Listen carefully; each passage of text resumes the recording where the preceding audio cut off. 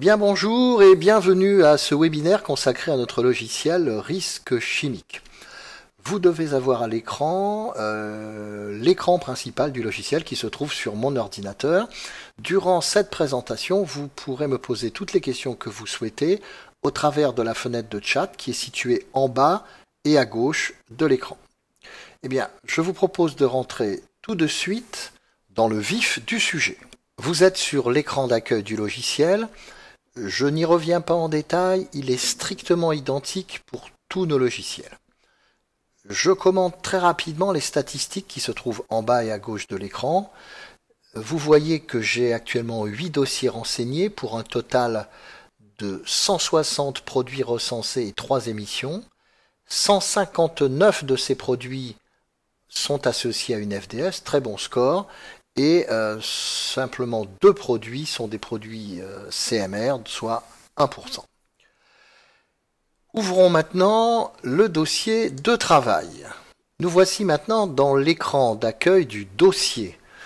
C'est donc l'entité dans laquelle vous allez pouvoir mener à bien une analyse des risques chimiques. Comme pour le document unique, vous pouvez définir des unités de travail. Je centre la fenêtre. Voici un exemple de configuration d'unité de travail pour une EHPAD. Vous pouvez modifier ces unités de travail, changer leur ordre relatif, faire passer une unité de travail d'un bâtiment à un autre. Vous pouvez même dupliquer des unités de travail. Vous pouvez également, si vous le souhaitez, associer à un plan du site si vous pensez que ceci peut aider à la compréhension de la localisation des différentes unités de travail.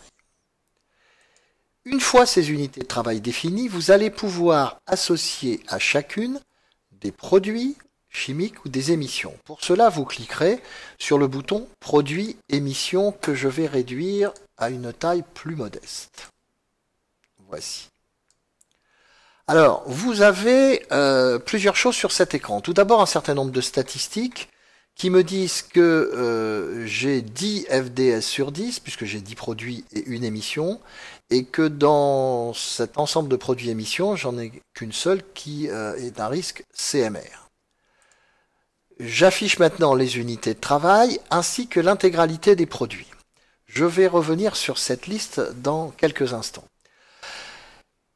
Pour ajouter un produit ou modifier un produit, il suffit de cliquer sur une des unités de travail et vous voyez que la configuration de l'écran change. Si je reviens à la tête de l'écran, je retrouve l'intégralité de mes produits. Vous avez ici la définition des produits. Chaque ligne représente un produit. Vous voyez d'ailleurs que la ligne est marquée P. Le E ici indique une émission, par exemple des fumées provenant de plomb. Les cellules suivantes sont vertes, jaunes ou rouges. Et vous voyez qu'elles contiennent des scores. Alors nous parlons ici, le logiciel implémente un moteur de calcul qui est inspiré de la norme INRS. Il distingue les risques potentiels d'un produit pour la santé, sur les risques d'incendie et les risques environnementaux, et les risques résiduels après application des éventuelles mesures de prévention. Enfin, vous trouverez à droite 3 colonnes qui indiquent si le produit concerné est classé dans la catégorie des produits dits CMR, cancérogènes, mutagènes ou reprotoxiques. Vous noterez également ici une colonne marquée P. Si elle indique un rouge, elle est rouge, cela signifie que le produit chimique concerné rentre dans le cadre de l'exposition aux produits chimiques dans le cadre de la pénibilité au travail. Alors, si je choisis une unité de travail, je vais prendre infirmerie. J'ai plusieurs manières de saisir un produit dans cette unité de travail. Je peux saisir les définitions du produit à la main. Je peux demander au logiciel d'analyser automatiquement une fiche de données de sécurité que je possède pour reconstituer les caractéristiques du produit, ou je peux puiser dans ce que nous appelons la réserve. À chaque fois que vous intégrez un produit dans un de vos dossiers, Le logiciel vous demande si vous souhaitez l'intégrer dans une réserve.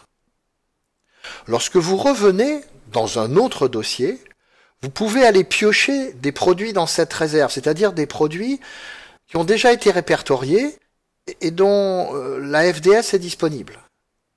Si le produit trouvé dans l'entreprise B correspond en termes de fabricant, de caractéristiques, à un produit utilisé dans l'entreprise A, vous pouvez simplement hériter du produit mis en réserve dans l'entreprise A pour le mettre directement dans l'entreprise B. La troisième solution, dont j'ai parlé tout à l'heure, c'est bien entendu l'analyse automatique d'un produit à partir de sa FDS, et c'est ce que nous allons faire tout de suite. Alors nous allons maintenant saisir un produit dont nous avons déjà la FDS. Je clique sur l'unité de travail infirmerie, je n'ai actuellement qu'un seul produit déclaré à l'intérieur de cette infirmerie. Je clique sur le bouton ajouter un produit, alors je redimensionne la fenêtre, voici la fenêtre. L'écran, voilà.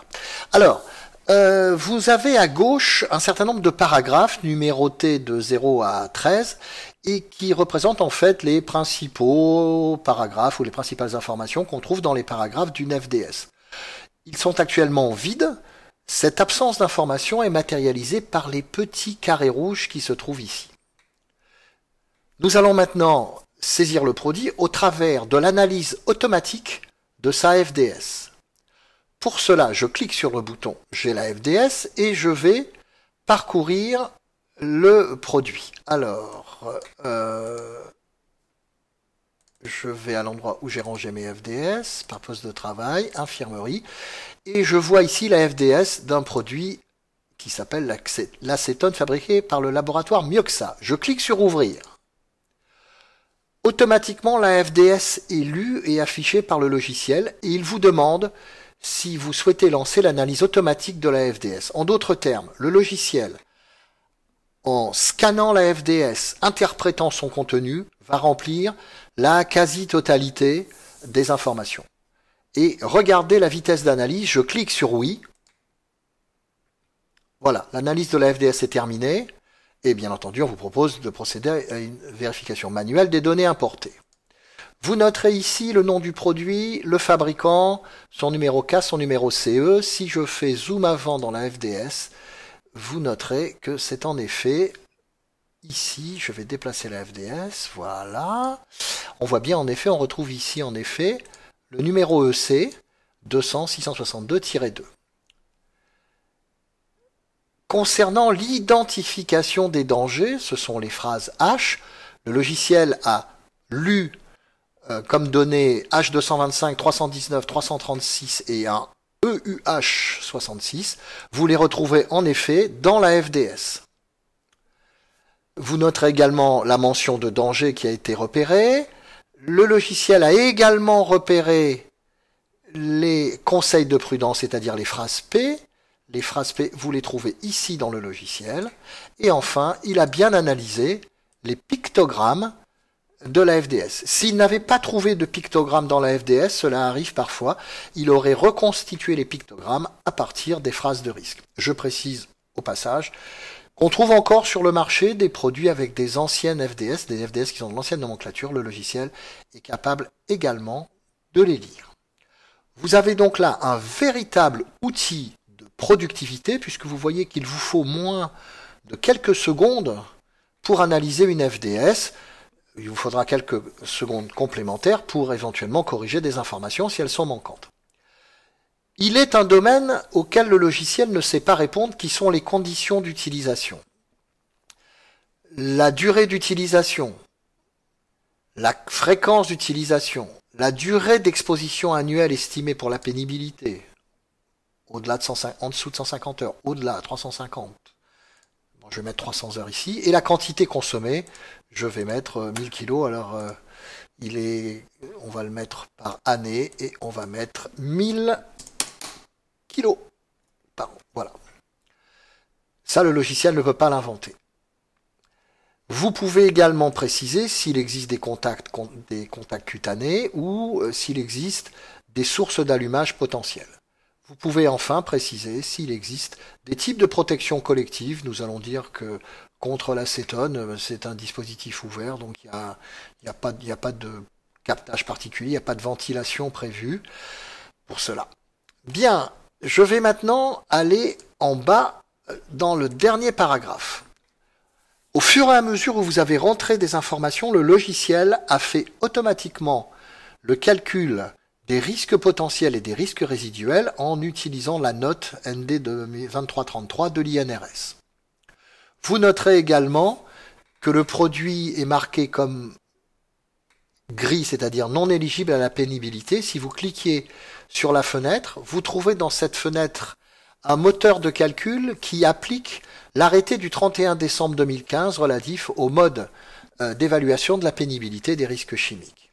Alors comment marche ce moteur? Pour ce faire, je vais me mettre en condition et je vais associer dans l'identification des dangers une phrase H très puissante. On va choisir quelque chose de cancérigène. 340 par exemple. Allons-y.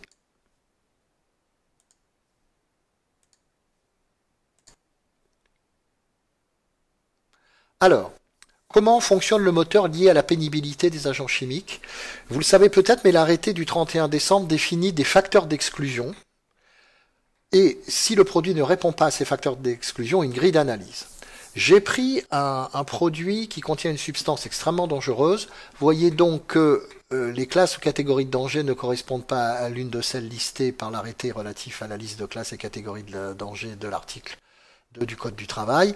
Si jamais j'avais eu un doute, j'aurais pu cliquer sur l'aide.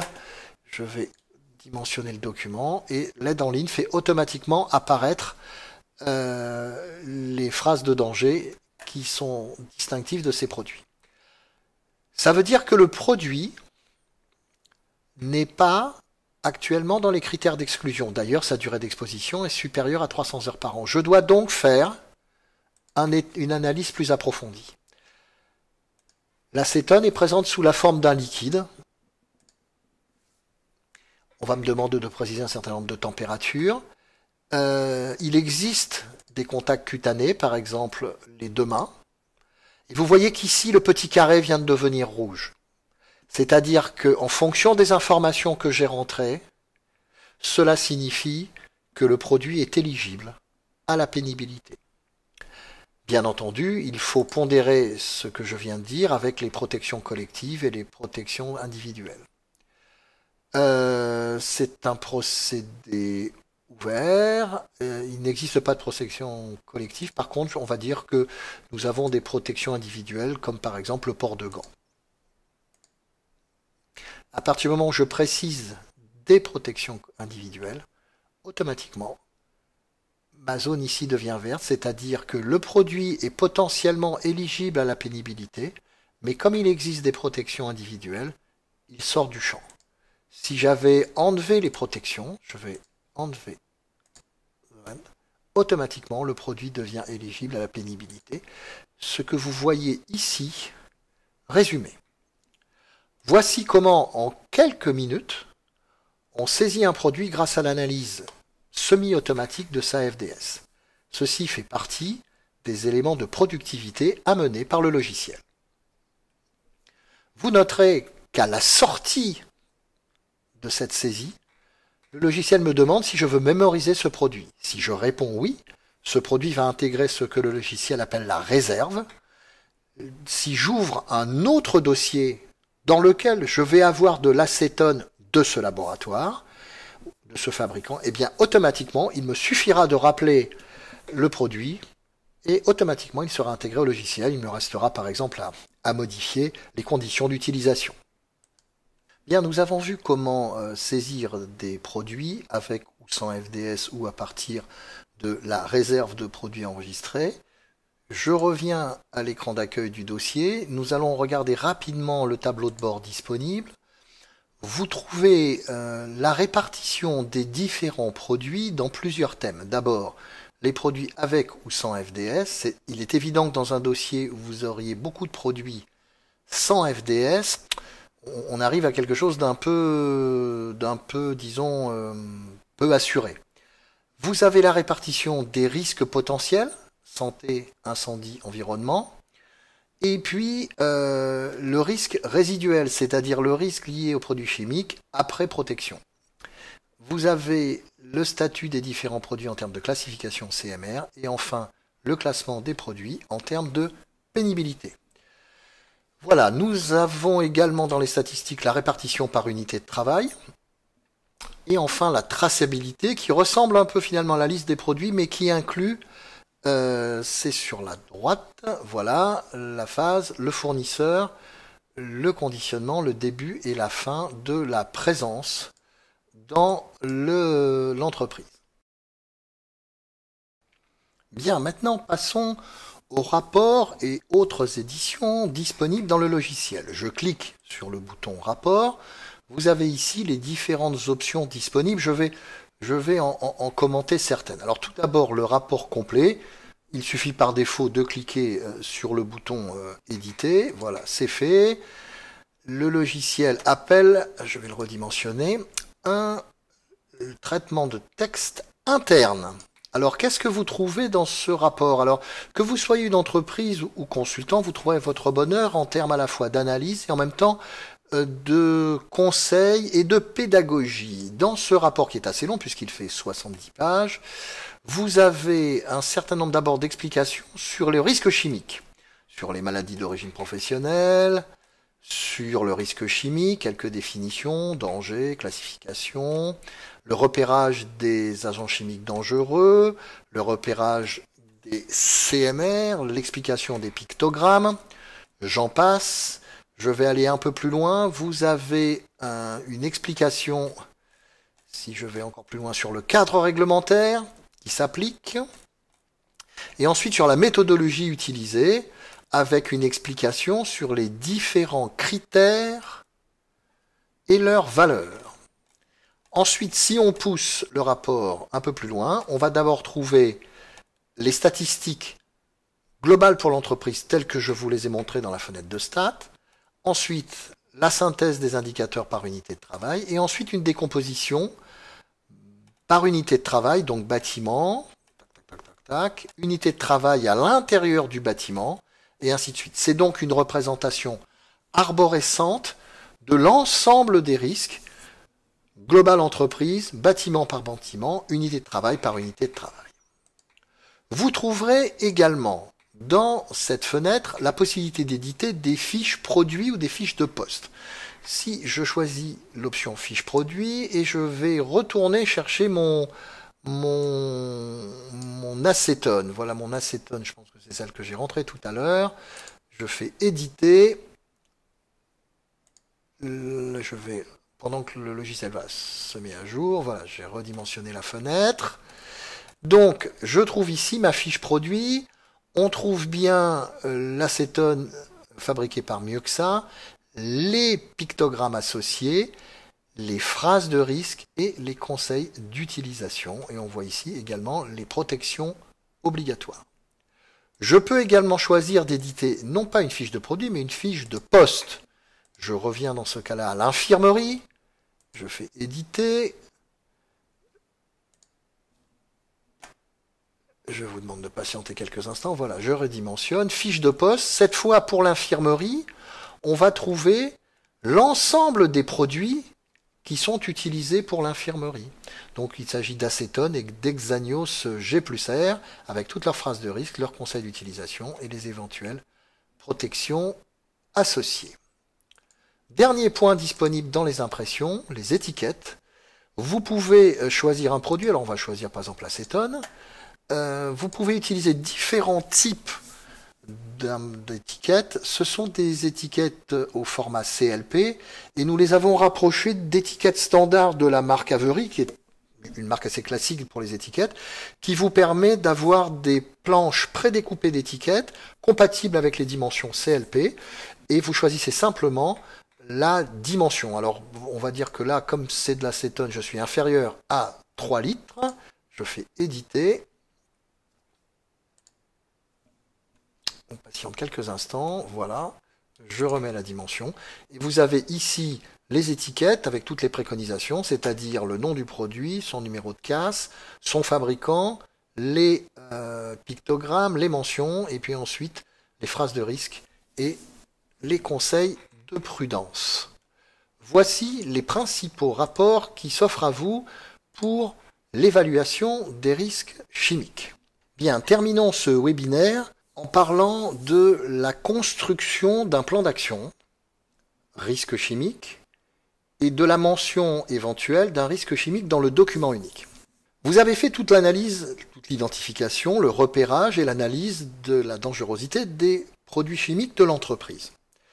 Nous allons maintenant pouvoir bâtir un plan d'action spécifique. Pour cela, nous suivons le même raisonnement que pour le document unique, c'est-à-dire que nous associons un risque à une unité de travail en fonction de la présence des agents chimiques et nous lui associons des actions. Alors je clique sur le bouton document unique puisqu'en effet, quoi qu'il arrive, la construction d'un plan d'action passe bien par des risques et donc du document unique. Je choisis de nouveau l'infirmerie. Tout est vide. Je regarde à gauche et en bas de l'écran, ici, et vous noterez que vous voyez les produits associés à cette unité de travail, hexanios et acétone, l'acétone que j'ai saisi un peu plus tôt. Vous pouvez tout de suite regarder les niveaux de score disponibles. Alors là, bien entendu, j'ai du rouge CMR, mais vous avez compris que j'avais forcé ce paramètre pour l'acétone. Bien entendu, ça n'est pas un risque associé en général à l'acétone. Mais je vois bien qu'ici, par exemple, pour la santé, l'hexanios, c'est pas extraordinaire. Donc je vais lui associer un risque. Je vais dans la liste des familles de risques de l'INRS. Je choisis agent chimique dangereux. Je vais mettre utilisation des hexanios. Je peux choisir les risques associés. On va dire par exemple brûlure. Voilà. J'enlève les risques précédents.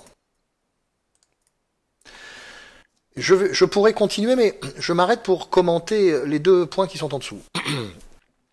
Le logiciel utilise ce qu'on appelle la notion d'attribut associé au risque, c'est-à-dire des attributs qui caractérisent un risque. Le premier attribut, c'est le risque, figure-t-il ou non, dans le document unique. Alors ce point est extrêmement important, il faut bien le comprendre. Lorsqu'on fait une analyse de risque chimique, on va assez loin dans le détail de l'analyse des produits chimiques et du plan d'action. Ça peut être à la sortie un document extrêmement volumineux. Vous ne le ferez pas figurer en tant que tel dans le document unique.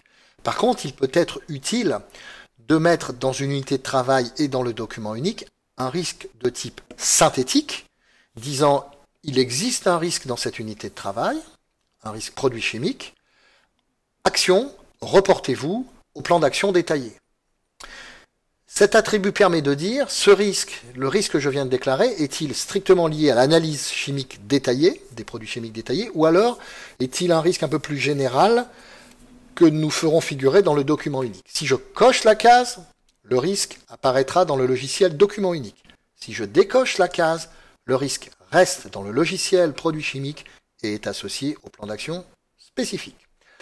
Alors, pour voir la différence, je clique sur valider. Vous voyez qu'ici, la petite case DU ici est allumée et on voit bien que le risque n'est pas visible dans le DU. Si je fais information, je clique ici, je valide. Et le risque fait bien partie du document unique. Voilà, alors à partir de là, on est dans un mode classique chez Experton, puisque la fenêtre de saisie est identique à celle du document unique.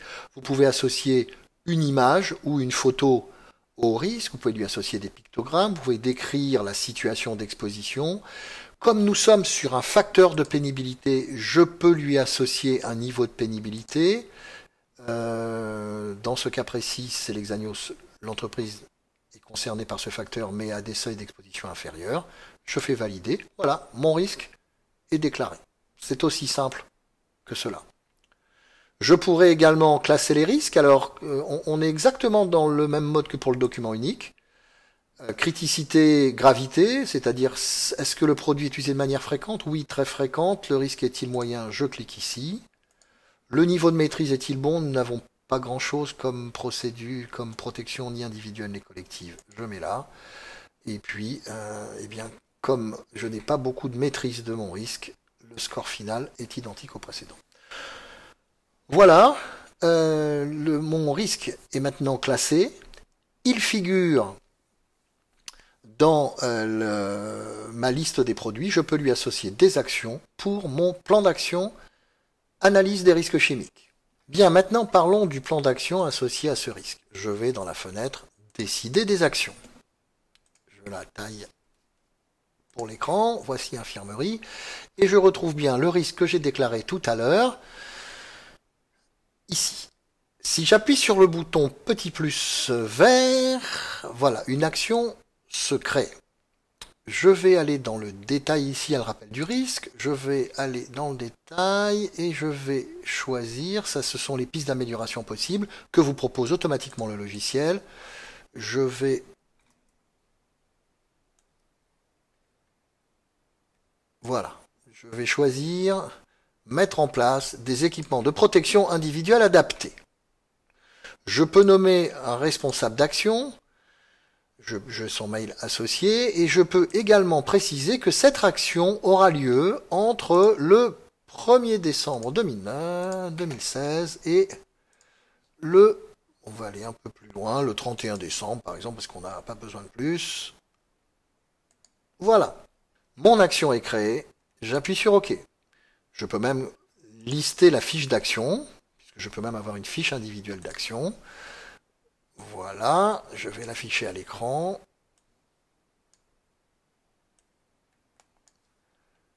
Voici les caractéristiques de l'action, le responsable de l'action, la priorité, les informations.